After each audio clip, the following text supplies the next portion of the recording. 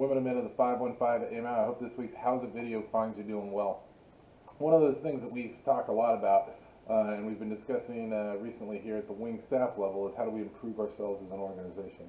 And one of those areas is an item that you all have highlighted to us both through suggestion ox as well as some deox feedback. And that's how do we recognize our folks. The two key issues here is one, I'll tell you honestly, within the wing staff agency ourselves, a small 40-person unit that we head up here, often, it gets overlooked. It's not necessarily the primary focus, and that should not be that way for anyone within this wing. And I realize that there's all these different little parts out there. So that's one that we're talking about over a greater wing as well. Just make sure that we're doing everything we can to recognize all the great efforts that are out there. The other one is timeliness of that recognition. There's a certain amount of vetting that needs to occur. It's not an easy process with all the different personnel located at all the different locations. But that doesn't mean that we can't look for ways to improve it. So those are some of the things that we've been working on recently. Another big issue is it's been really, really hard to take leave within this AOR for a lot of our airmen. And if you have been able to take leave, a lot of times it wasn't the way you wanted to take leave. It wasn't necessarily where you wanted to go. So a lot of fighting from a lot of different personnel well above my level who heard what you guys had to say, who heard the message that we've been trying to push. And we've had some adjustments to what we generally call carryover leave.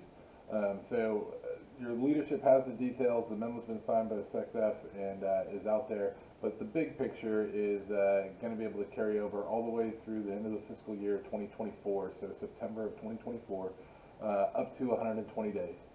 So once again, not perfect. We're still working on it. We'd love to have a place where everybody gets to take the leave they want at the time they want and gets to go where they want to go. But we're going to continue to fight through COVID. I will tell you, as someone who recently just took some leave, if you get vaccinated, it is a much, much easier process. But press on and do good things. And if you are out there traveling, continue to do all the normal COVID mitigation procedures, washing your hands, keeping your space, wearing your mask, and just taking care of each other there. Last but not least, my condolences and all of our condolences to the 735 AMS who lost a member last week due to a motorcycle accident. I will just say we do a lot of dangerous things within this mission. We do them for a reason because the mission needs to get done and we do them smartly. I want to just continue to ask that you do the same in your recreational time as well. Think through it. Know that your life is precious. You're talking to somebody right here who my sister got out of the hospital last week from a motorcycle accident. Or complications with, I should say. So, yeah, I get it. There are lots of risky activities that we do as part of our recreational lives. Think through those and just take a minute to take care of each other and talk about them. You should be discussing these things with your supervisors. I've already asked all the squadrons to go through and do a good review of their motorcycle programs, and generally their high-risk activity programs because these things matter.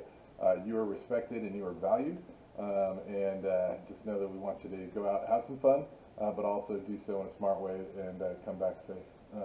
But I will continue to ask for your thoughts and prayers for the family going into, as well as for all the 735th going into next week's memorial service. So with that, proud of everything you guys are doing. Keep doing it. A lot of good mission going on. And thank you for being great members of this wing. Press.